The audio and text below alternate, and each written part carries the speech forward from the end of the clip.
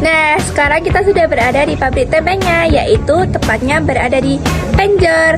Yuk ikuti kita.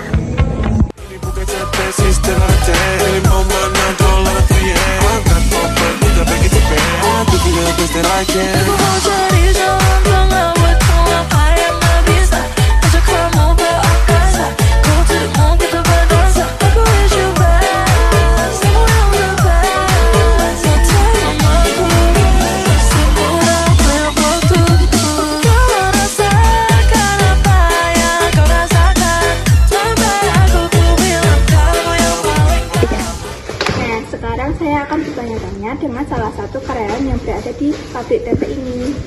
Nama saya izin bertanya ya, bagaimana proses pembuatan tempe dari awal hingga akhir?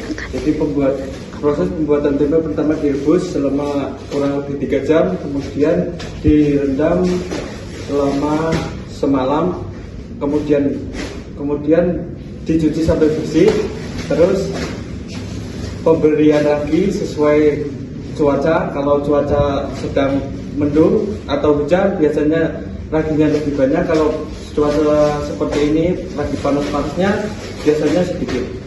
Kemudian pembungkusan, setelah pembungkusan selesai, dikemas. Nah, pertanyaan kedua, bagaimana pabrik tempe ini menjaga kualitas produknya? Kalau menjaga kualitas produk kemungkinan sama seperti tempe yang lain, dengan cara mencuci sampai hingga betul-betul bersih dan menjaga suhu tempe tidak terlalu panas. Jika terlalu panas, bisa kemungkinan cepat busuk itu lebih besar. Apa tantangan terbesar dalam produksi tempe di pabrik ini? Tantangan terbesar mungkin salah satunya cuaca, kalau enggak saat pencucian. Jika pencucian kurang bersih, bisa proses pembusukan tempe lebih cepat. Nah, pertanyaan terakhir, apa yang membuat tempe buatan pabrik ini berbeda dari pabrik yang lain? Perbedaan, mungkin kalau perbedaan sebetulnya tidak terlalu jauh sama tempe-tempe yang lain. Mungkin hanya menurut persepsi orang, kan masing-masing punya persepsi orang masing-masing, kemudian rasa perlidah orang lain sama satunya kan beda-beda, mungkin di situ. Cuman persepsi orang-orang saja. Oh, jadi begitu. Terima kasih ya. Maaf, izin mewawancarai Bapak selaku dari pemilik usaha tempe kita. Izinkan saya bertanya, apa yang membuat Bapak memutuskan untuk memulai bisnis tempe? Itu karena memang kerjanya, awal mulanya kerjanya di bidang tempe. Jadi terus bahasanya kerja itu sambil mencari ilmu bagaimana caranya bikin tempe, terus cara penjualannya bagaimana, akhirnya saya terjunnya ke situ. Bagaimana Bapak mengembangkan resep tempe yang digunakan di bisnis Jawa? Resep awal mulanya waktu saya kerja ikut orang itu kan cara proses tempenya tidak. Karena di tempat saya kerja dulu itu kan prosesnya kulitnya itu ikut dibikin nggak dibuat. Terus saya punya inisiatif sendiri bagaimana caranya biar pemasaran itu lebih bagus, dapat pelanggan yang banyak. Akhirnya saya bikin produk yang lebih bagus lagi, itu kulitnya itu dihilangkan semua, jadi kulitnya itu betul-betul murni sekali, tidak ada campuran sama sekali. Apa tantangan terbesar yang Bapak hadapi dalam menjalankan bisnis tempe? Tantangan itu kan persaingan di pasar biasa, karena biasanya kalau orang masuk pasar pertama itu banyak orang yang nggak suka sama pemegang tempe. Tapi namanya orang usaha kan yang biasa aja, kita jalan aja. Bagaimana Bapak menjaga kualitas tempe yang dihasilkan?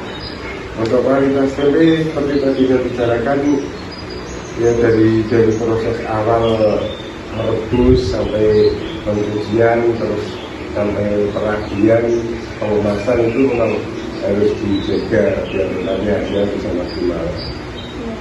Dari tahun berapa Bapak mengembangkan dari tahun 99.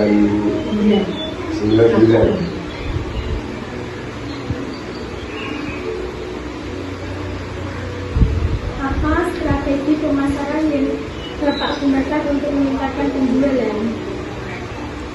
Strategi yaitu apa namanya, kalau untuk masyarakat itu kan yang penting kan kualitasnya itu dan pelayanan sama pelanggan itu yang lebih enak lah ya. Kalau misalkan ada komplain dari pelanggan konsumen itu misalkan kok jadinya kok kurang bagus, misalkan kok agak kecut atau gimana, nanti kita bisa menerima, oh iya terima kasih, itu kan suatu masukan dari konsumen gitu. Jadi kita ini sebagai pedagang nggak boleh kok terus menerima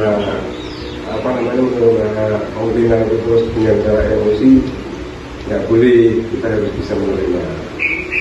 Bagaimana Bapak melihat prospek bisnis tempe di masa depan?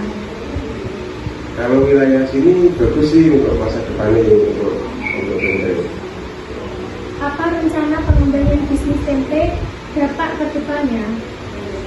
Untuk pengembangannya ini kan ya nanti karena landang itu sudah cari pasaran lagi, dan nanti bisa berkembang penjualannya. Baik, terima kasih ya Bapak. Ya, sama-sama.